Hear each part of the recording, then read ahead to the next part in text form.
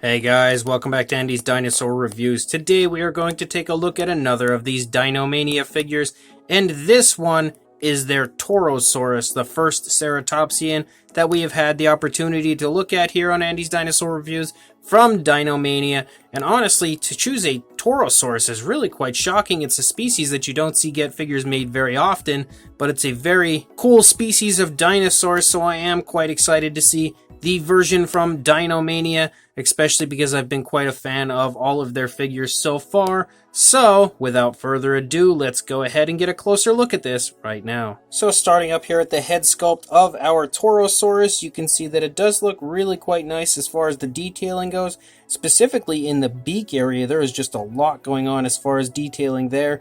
You can see the nostrils sculpted out there, a few osteoderms kind of popping up here and there on the head sculpt of this Torosaurus. Really nice detailing here as far as this nose horn. My horn right here has been crushed a little bit. It's warped a little, I think, in the packaging coming here. So hopefully I can work that out, sort that out at some point.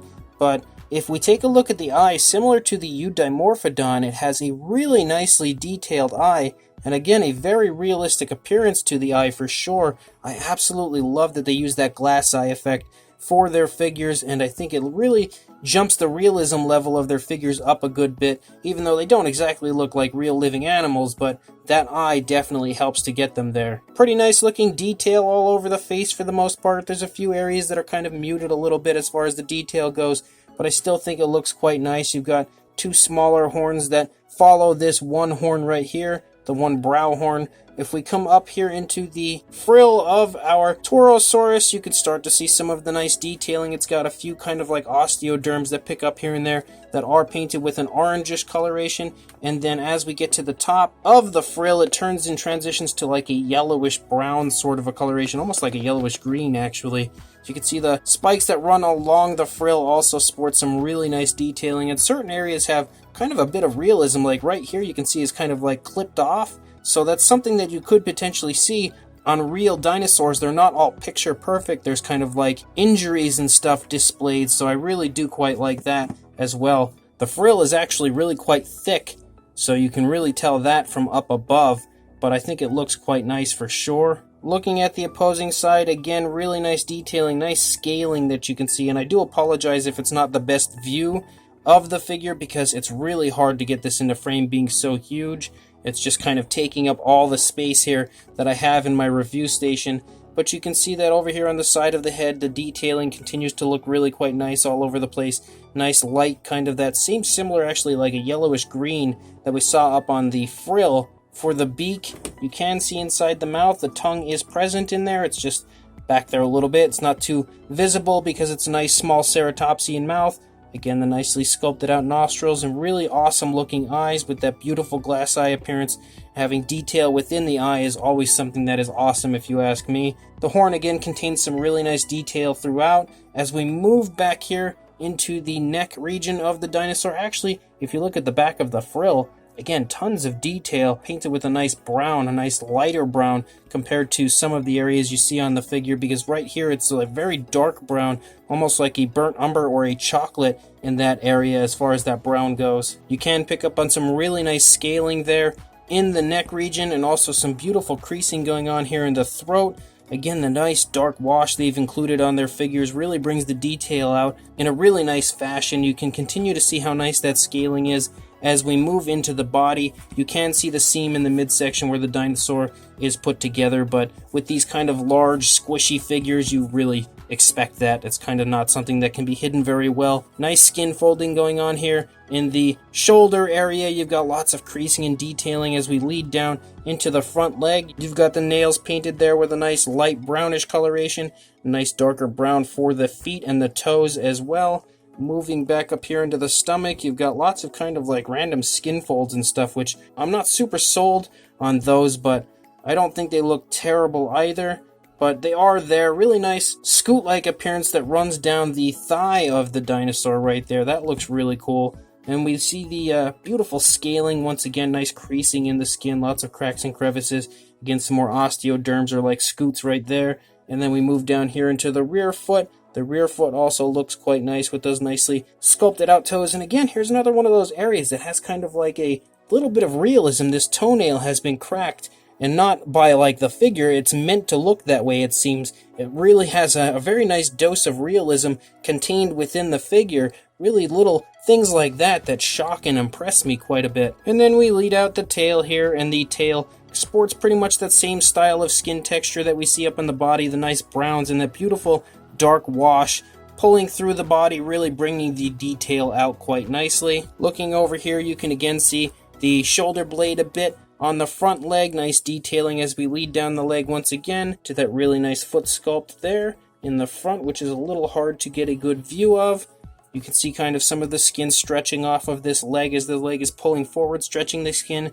We have that same similar sort of like weird skin folding thing going on over here that we saw on the previous side, which I'm not a huge fan of. But the scaling does still look really nice. Nice dark wash included. Beautiful scoot-like appearance down the thigh again over here. And some of those scoots tend to trail off, similar to what we saw on the opposing side. Nice leg sculpt. Again, you can really kind of see like the muscles tensing and everything as you lead down the foot. You've got the nicely sculpted and painted nails over here, like we had seen on the other side. This foot has no imperfections as far as the nails go.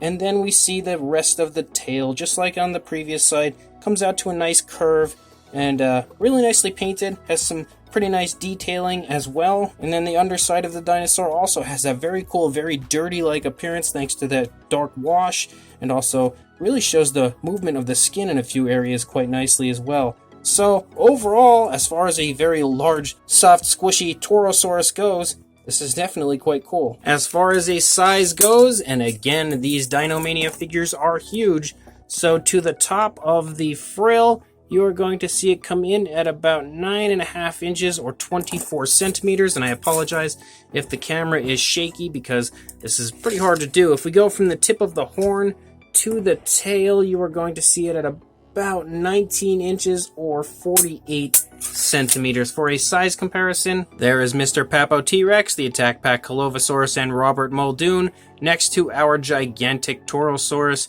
And you can see with these figures here again, the line of Dinomania figures continues to be absolutely huge, and that is absolutely no different with this Torosaurus. Definitely another very large figure. So as far as this Dinomania Torosaurus goes, I do like it, but I don't think I like it quite as much as the previous figures, but that's just because I really like the previous figures. However, this one still definitely has a really nice appearance to it. There's just a few areas that I'm not a super huge fan of, like kind of those weird skin folds in the stomach region, and also the fact that for some reason the dinosaur's head is like up against the ground, the snout is, but actually now that I'm looking at that, that probably is just insinuating that it's feeding off of the ground, so maybe I do actually like that. It does have its mouth wide open like it's about to pull up some nice foliage, so that's probably actually the idea behind it, so maybe that's not so bad. I guess it's just the weird skin fold thing going on in the stomach that I'm not a huge fan of, but overall, I think that the actual figure itself looks pretty decent, not exactly accurate for a Torosaurus, but none of these Dinomania figures really seem to strive for accuracy. They're always kind of like that very cool, awesome bro style,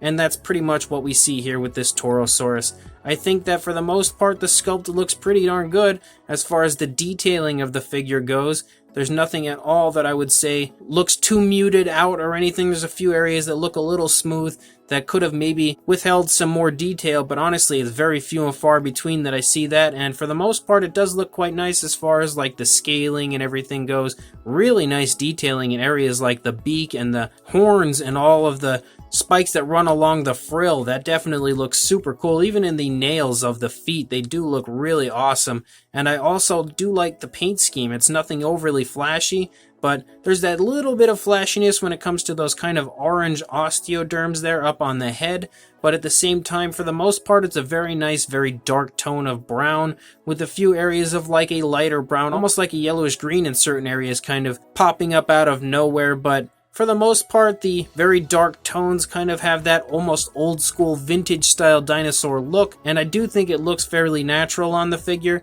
and with that nice dark wash included, it really brings all of the detail out of the figure and meshes so well with the dark brown.